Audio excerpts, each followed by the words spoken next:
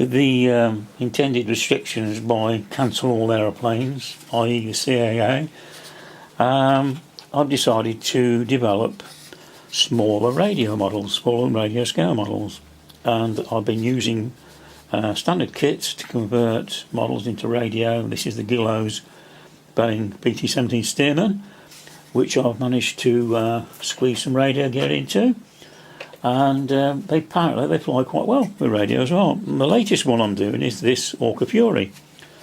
Now, the HAWKER Fury kit was made by Flare Products. Flare Products are no longer making them, but there's plenty of these type of kits around still. You can still pick them up for quite cheaply because everybody wants laser cut parts these days, and I'm not too bothered about laser parts. I'm quite happy to cut parts out. I've been doing it for the last 60 odd years, so why stop now?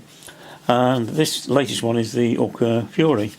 I've managed to strengthen up the nose by planking the nose, and of course this is where the battery compartment goes and where the motor goes as well, small outrunner motor.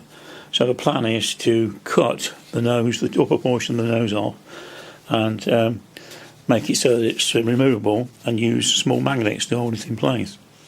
So this is my progress with the HAWKER Fury, and I've got similar models to this that I've been flying for the last 8 or 9 years, very, very successfully, and they certainly make ideal small field flyers.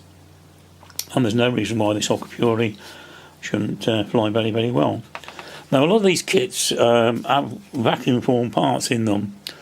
They're all okay, but they're a little bit on the flimsy side. So what you've got to do is in the case of the wheels here, what I do is make balsa discs, and then press the balsa discs in there, glue the discs in, and then what I should do is cut round the wheels and then glue the wheels together like that, and then bush them with brass tubing, and these make quite satisfactory wheels.